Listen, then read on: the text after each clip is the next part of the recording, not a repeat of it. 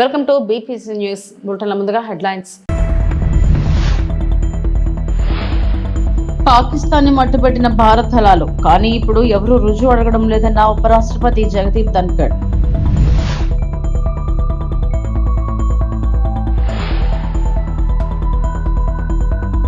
సౌర గిరిజల వికాసం, రైతులకు ఉచితంగా సోలార్ పంప్ సెట్లు, సీఎం రేవంత్ రెడ్డి.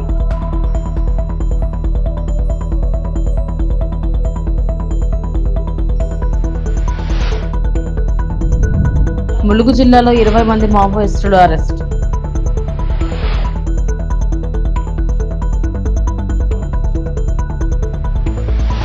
భారత దళాలు పాకిస్తాన్లోని జైషే లష్కరే తోయిబా స్థావరాలను లక్ష్యంగా చేసుకుని వారిని మట్టుబెట్టాయి. కానీ ఇప్పుడు ఎవరూ రుజువు అడగడం లేదు అని ఉపరాష్ట్రపతి జగదీప్ ధన్కర్ పేర్కొన్నారు. Fight against terrorism. A new benchmark has been set. Indian armed forces targeted Jaish-e-Mohammed at Bahawalpur, deep inside Pakistan territory,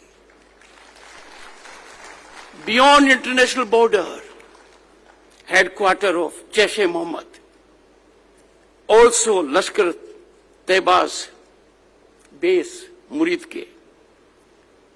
No one is asking for proof now. No one is asking for it. The world has seen, acknowledged, and we have seen this saga, how that country is deeply engrossed in terrorism when coffins are taken with armed forces and military power and political power accompanying them. Justice done by Bharat to Sandur in sublimity. Indira సౌర గిరిజల వికాసం పథకంలో భాగంగా రైతులకు solar pump సెట్లు ఉచితంగా ఇస్తామని CM Revanth Reddy తెలిపారు. నాగర్ కర్నూలు జిల్లా మన్నూరు ఐటీడీఏ పరిధిలోని అమరాబాద్ మండలం మాచారంలో ఈ పథకాన్ని ప్రారంభించిన అనంతరం ఆయన మాట్లాడారు. రైతులకు 7.5 హెచ్పీ పంప్ సెట్లు ఇస్తామన్నారు. అచ్చంపేటను మోడల్ నియోజకవర్గంగా మారుస్తామన్నారు. ఈ నియోజకవర్గంలో 100 రోజుల్లో సోలార్ పంప్ సెట్లు ఏర్పాటు చేస్తామన్నారు. విద్యుత్ పంప్ సెట్ల స్థానంలో వీటిని బిగిస్తారని, ఇందుకు అధికారులు చర్యలు తీసుకోవాలని ఆదేశించారు.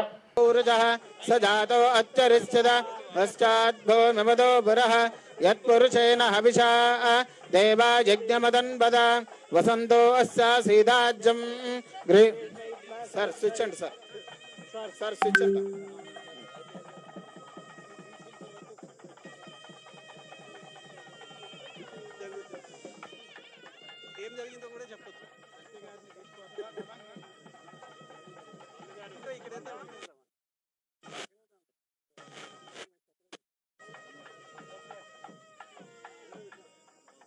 ఇది పైన లోగో ఉంది కదా, సోలారు ఎట్లా పెట్టుకోవాలా, పండ్ల తోటలు అందరం మనము ఒకటే పంట పండించేది, ఒడ్లో పత్తి పండించేది అయింది. కానీ దీంట్లో ఒక్కసారి పంట వస్తే బాగా ఆదాయం వస్తుంది. ఒకసారి మీకు పెట్టించిన అవకాడో గానీ, మ్యాంగో గానీ, నిమ్మ గానీ, దానిమ్మ గానీ, మంచి బత్తాయి గానీ మంచి ఆదాయం పెరిగేది. రెండోది, మనకి నల్లమల్ల అడవులలో ఈ కరెంట్ వాళ్ళు, కరెంట్ ఇయ్యక ఫారెస్ట్ వాళ్ళు సతాయించడాలు ఇవన్నీ ఉంటాయి. ఇప్పుడు నీ కరెంటు వాళ్ళ కాడికి పోవాల్సిన పనే లేదు, కరెంటే నీ కాడికి వచ్చింది. అవునా? సోలార్ పెట్టుకునేందుకు అది మంచిది. అందుకోసం అయితే పొయ్యే కొద్దీ మా సార్కి ఏం చెప్పిన అంటే, ఇప్పుడు మీరు సోలార్ ఏదైతే పెట్టుకుంటారో పంపు సెట్లలో, మీ పంపులకే కాకుండా మీరు విద్యుత్ ఉత్పత్తి చేసి గవర్నమెంట్కి అమ్ముకుంటే నెలకు 2000 3000 మీకు ఆడపిల్లలకి చేతి ఖర్చులకు వచ్చేటట్టు ప్యానెల్స్ వేయించమని కూడా చెప్పిన నేను. ఎందుకనంటే పొలంలో పెట్టుకొని దాన్ని కాపాడుకుంటే చాలు, ఏం చేయాల్సిన పని లేదు. నెలకు 4-5 వేల వరకు మనం ఆదాయం పెరిగేటట్టు బట్టిసారే మళ్ళీ విద్యుత్ కొనుక్కొని మీకు పైసలు ఇస్తాడు. పెట్టుకున్న సోలార్ మీరు కాపాడుకోవాలి అంతే. మన సంఘాలలో సభ్యురాలువేనా, సంఘాలలో ఉన్న వాళ్ళందరికీ కూడా కలెక్టర్ గారు వీరిని ట్రైనింగ్ ఇచ్చి వీళ్ళతోని మళ్ళా ట్రైనర్స్ ట్రైనింగ్ వీళ్ళతో పెట్టించుండ్రి. దాంతో ఏమైందంటే వాళ్ళు ఇంకా జాగ్రత్తగా చెప్తారు. చదువుకున్న అమ్మాయిలు ఎవరైతే ఉన్నారో వీళ్ళకి కొంచెం ట్రైనింగ్ ఇచ్చి వీళ్ళని ఎంపవర్ చేసి లిటరేచర్ అంతా కూడా వీళ్ళకి ఇచ్చి, ఎక్కడెక్కడ మనకు గూడాలు ఉన్నాయి, ఈవెన్ ప్లెయిన్ ఏరియాల రైతులకు కూడా వీళ్ళతో ట్రైనింగ్ ఇప్పారు. ఎందుకంటే వాళ్ళ సంఘాలలో కూడా సభ్యులు, ఆ సంఘాల సభ్యులందరూ కూడా అవగాహన కల్పిస్తే వాళ్ళ భూములలో కూడా పెట్టుకుంటారు. వాళ్ళకు ఒకటి వాళ్ళ భూమిలో సోలార్ పంప్ సెట్ పెట్టుకుంటే కరెంట్ వచ్చిందా పోయిందా ఈ పంచాయతీ ఉండదు. రెండోది ఆ సోలార్ వాళ్ళ వ్యవసాయానికి సరిపోగా మిగిలిన విద్యుత్ ఉత్పత్తి చేస్తే ప్రభుత్వమే కొనుక్కుంటుంది. ప్రభుత్వం కొనుక్కొని వాళ్ళకి నెల నెల పైసలు ఇచ్చే ఏర్పాటు చేపిద్దాం. అప్పుడు ఏమవుతుందంటే పిల్లల చదువులకు ఇంటి ఖర్చులకు ఇంకా ఇంటి ఆయన మీద ఆధారపడకుండా చక్కగా వాళ్ళ పేరు మీదనే ఖాతా తెరవాలి. బటన్ మహిళల పేరు మీదనే ఖాతా తెరిచి వాళ్ళ ఖాతాలకే పైసలు పోయేటట్టు చూడాలి. మళ్ళీ ఇంటి ఆయన చేతిలోకి పోతే బెల్ట్ షాప్కి పోతాయి. Okay sir. అంతేనా? Okay sir. అంతేకాదు మీకే ఖాతా తెరిపించి మీ ఖాతాలని వేసేటట్టు సోలార్ పంప్ సెట్లు పెట్టుకొని వ్యవసాయానికి బాగా మన అచ్చంపేట నియోజకవర్గంలో నా సొంతూరు ఇన్నే తెలుసు కదా. తెలుసు సార్. మా అక్కడ పోయి అవునా అదే అందుకే వచ్చినా కదా. అందుకే మన అచ్చంపేటలో డాక్టర్ గారు మొత్తం నీ కాన్స్టిట్యున్సీలో మొత్తం వ్యవసాయ పంప్ సెట్లు అన్ని కరెంటు తీసేసి సోలార్ పంప్ సెట్ పెట్టడానికి అన్ని ఇప్పిస్తా. తిరుమల శ్రీవారికి మైసూరు మహారాణి ప్రమోదాదేవి 2 భారీ వెండు అఖండాల దీపాలను సోమవారం విరాళంగా అందించారు. ఈ అఖండాలు గర్భగుడిలో వెలిగించే సాంప్రదాయ దీపాలు. సుమారు 300 సంవత్సరాల క్రితం అప్పటి మైసూరు మహారాజు ఇలాంటి దీపాలను ఆలయానికి విరాళంగా అందించినట్టు టీటీడీ రికార్డు స్పష్టం చేస్తున్నాయి. ఇప్పుడు మళ్ళీ మైసూరు రాజమాత వాటిని సమర్పించడం విశేషం. ఒక్కో వెండి అఖండం సుమారు 50 కిలోల బరువు ఉంటుంది. తిరుమలలోని రంగనాయకుల మండపంలో ఆమె ఈ భారీ వెండి అఖండాలను అందించారు. అనంతరం ఆలయం వెలుపల మహారాణి ప్రమోదాదేవి వడియార్ మీడియాతో మాట్లాడారు. Request that I would give it in place of that request was accepted. So I'm very happy that Venkateshwara gave me the strength and blessed me with that opportunity to continue the legacy of also help me follow the footsteps of my illustrious predecessors. I'm very happy today. I was just told that it would go into the Garbhagudi today only. I'll be very happy that that happens today. And I wish that Lord Venkateshwara's blessings be on everyone. And Desha Subiksha Shanti Samruddhi ella irli harvest. In the just we had Darshana of Sri Srinivasa Swami some 200 odd years ago. My revered forefather Mati Krishna Jodhia donated 2 silver lamps for their use in the sanctum there. Obviously, over 200 years, it had fallen into some disrepair. Hence, my mother, Dr. Pramodadevi Vadiyar, today renewed that donation by giving herself 2 more silver lamps to be used in the sanctum. All by the divine blessings of Srinivasa. In the presence of my mother today, we were able to have darshan of Sri Srinivasa Swami. May his blessings be upon everyone in this country.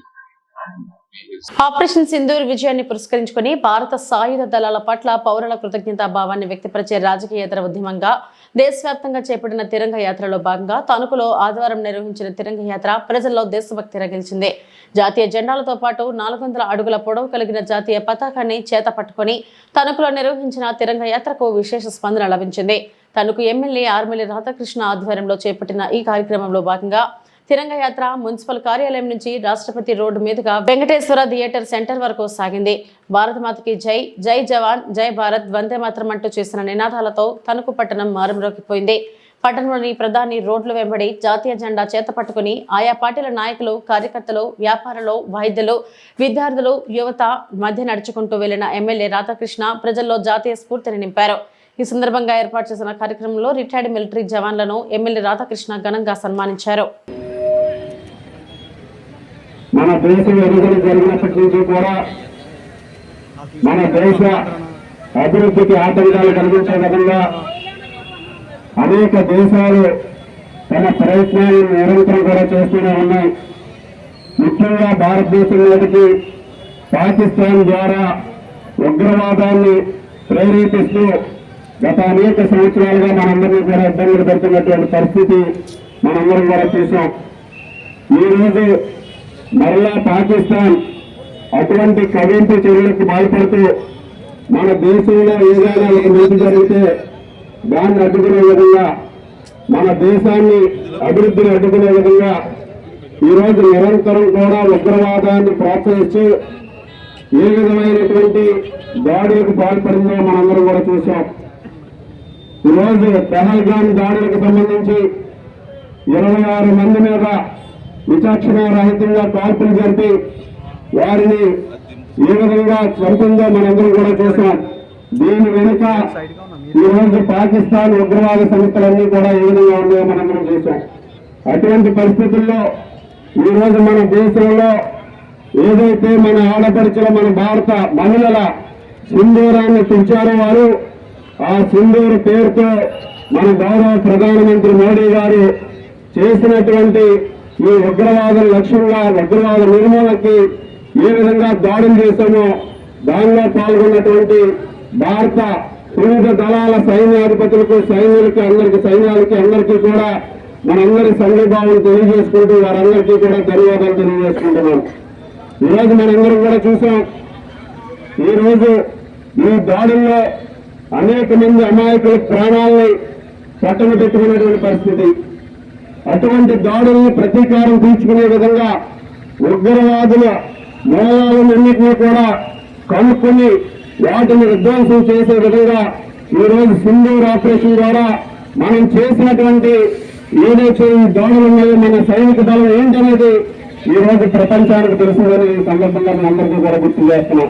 ఏపీలో red book రాజ్యాంగం అమలు చేస్తూ కూటమి ప్రభుత్వం అరాచకాలకు తెగబడిందని మాజీ మంత్రి YSRCP political advisory committee member P Anil Kumar Yadav ఆగ్రహం వ్యక్తం చేశారు. నెల్లూరులోని పార్టీ జిల్లా కార్యాలయంలో ఆయన మీడియాతో మాట్లాడారు.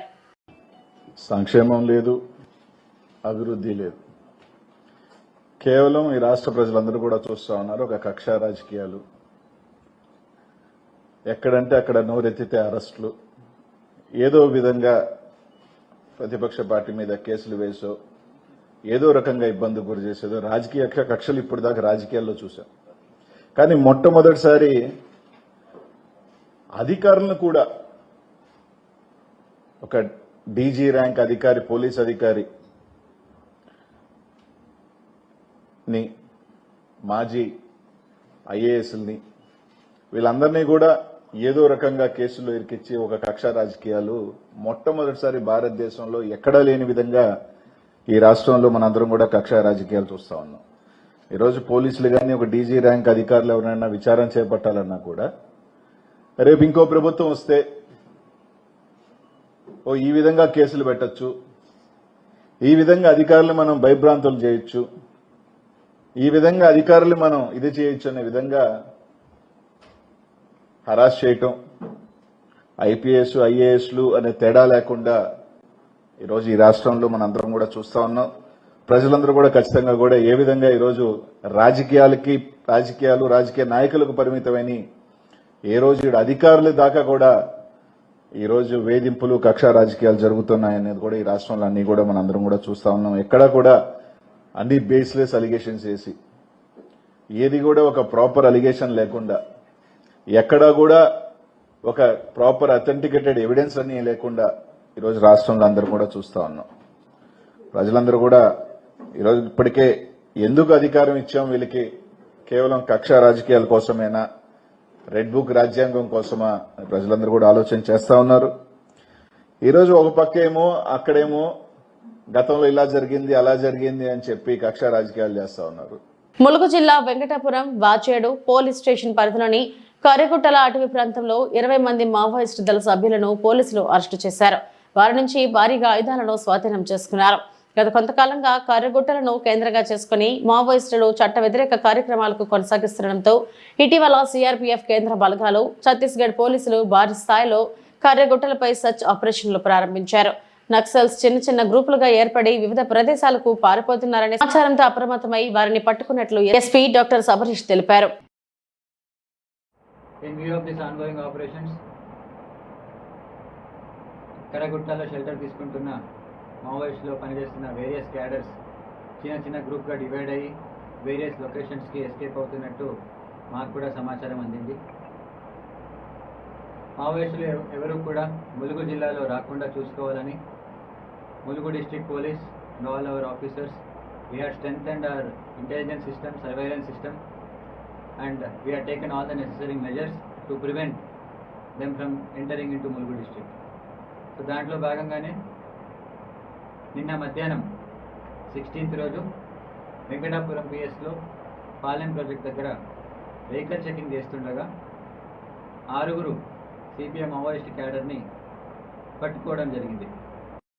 అదేవిధంగా ఈరోజు 17th రోజు మార్నింగ్ అవర్స్లో మురుమురు ఫారెస్ట్ ఏరియాలో వాజేడు పిఎస్ లిమిట్స్లో ఇంకా 7 సిపిఐ మావోయిస్ట్ క్యాడర్స్ని పట్టుకోవడం జరిగింది. రాష్ట్ర ప్రభుత్వం ప్రతిష్టాత్మకంగా భావిస్తున్న రేషన్ పంపిణీ పథకం అమలులో తీవ్ర జాప్యం జరుగుతుంది. మే నెల ప్రారంభమై 19 రోజులు గడుస్తున్న ఎమిగ్నూరు పట్టణంలోని లక్ష్మీపేట ప్రజలకు ఇంతవరకు రేషన్ బియ్యం అందలేదు. దీంతో నిరుపేదలు తీవ్ర ఇబ్బందులు ఎదుర్కొంటున్నారు. రోజువారీ కూలి పనులు చేసుకుని జీవించే కుటుంబాలు రేషన్ బియ్యం కోసం ఎదురుచూస్తున్నారు.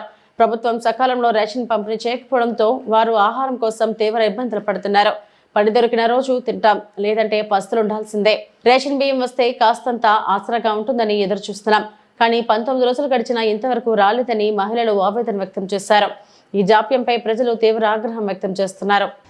మా బియ్యం మాకు కావాలా, మాకు 19 తారీఖు అయ్యా, మాకు బియ్యమే రాలేదు, ఎదురు చూసుకుంటూ ఉండము.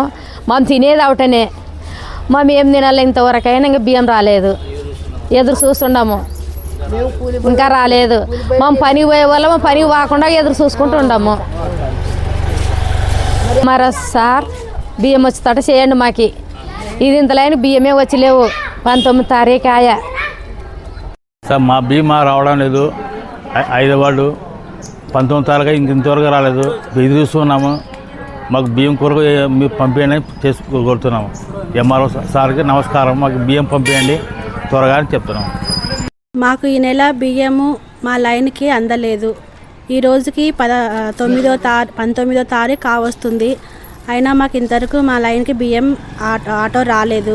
మేము ఈరోజు రేపని చూస్తున్నాం, కానీ మాకు బియ్యం అందడం లేదు. కాబట్టి మాకు బియ్యం అందేలాగా చేయాలి. మా బియ్యం మాకు కావాలి. కాబట్టి మా ఏరియా వాళ్ళందరూ మేము వేడుకుంటున్నాం. అంబేద్కర్ కోనసీమ జిల్లాలోని పురాతనమైన పుణ్యక్షేత్రం స్వయంభూ శ్రీ విఘ్నేశ్వర స్వామివారి దేవస్థానం నిరంతరం భక్తులతో కిటకిటలాడుతూ ఉంటుంది. స్వామివారికి ప్రతిరోజు తెల్లవారుజాము నుండి నిత్య కైంకర్యాలు, అమృతాభిషేకం, ప్రత్యేక పూలతో పూలలంకరణ నిర్వహిస్తారు. ఒక్క నారికేళం సమర్పించినంతనే కోరిన కోరికలు తీర్చే స్వామి అయినవెల్లి శ్రీ విఘ్నేశ్వర స్వామి. సకల దేవతా గణములకు అధిపతి, విఘ్నాలను తొలగించే విఘ్నాధిపతి. అభిషేకాలు జరిపించుకొని నిర్విఘ్నాన్ని పొందుతారు. నిత్యం లక్ష్మీ గణపతి హోమం ఇక్కడ నిర్వహిస్తారు. చదువుల పండుగ ప్రతి సంవత్సరం విద్యార్థులకు 1,00,000 కలముల వితరణ ఉచితంగా నిర్వహించి ప్రసాదంగా అందజేస్తారు. అన్నప్రసాద, అక్షరాభ్యాసం, అన్నదాన కార్యక్రమాలను నిత్యం నిర్వహిస్తారు. అంతటి ప్రాచుర్యం కలిగిన శ్రీ విఘ్నేశ్వర స్వామి వారి ఆలయానికి కొత్తపేట వాస్తవ్యులు, పూర్వం ఆంధ్రప్రదేశ్ రాష్ట్ర తొలినాళ్లలో కొత్తపేట నియోజకవర్గం శాసనసభ్యులు మంతెన సుబ్బరాజు, వంశవారసులు వెంకట కృష్ణరాజు, దుర్గావతి దంపతులు, వారి కుమారులు వెంకట సూర్య సుబ్బరాజు, శ్వేత దంపతులు శ్రీ విఘ్నేశ్వర స్వామి వారికి 30 లక్షల రూపాయల విలువ కలిగిన 369 గ్రాముల సటారి సమర్పించారు. అర్చక స్వాములు పాదుక సంప్రోక్షణ కార్యక్రమాన్ని నిర్వహించారు. కార్యనిర్వహణాధికారి సహాయ కమిషనర్ ముదునీర్ సత్యనారాయణ రాజు శేష వస్త్రములతో సత్కరించి స్వామివారి చిత్రపటాన్ని అందించారు.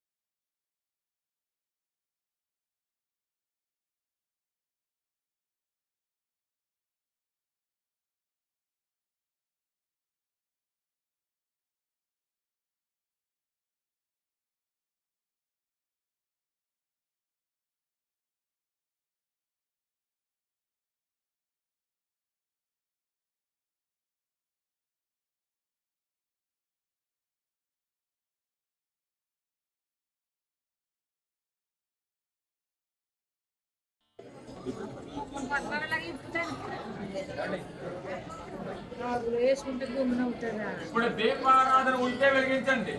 దీపారాధన ఉంటే వెలిగించండి.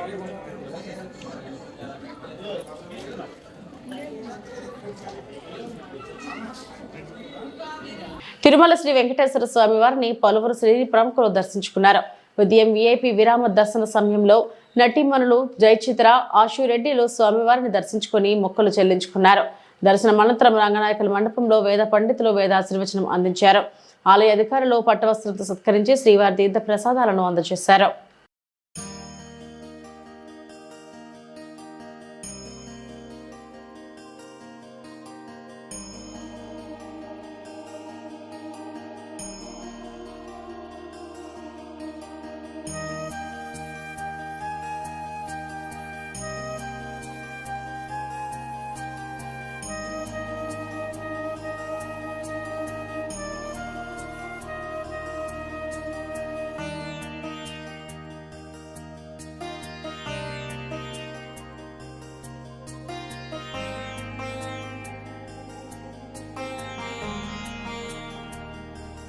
ఇవి ఇప్పటివరకు నా బులెటిన్ అప్డేట్స్. నమస్తే.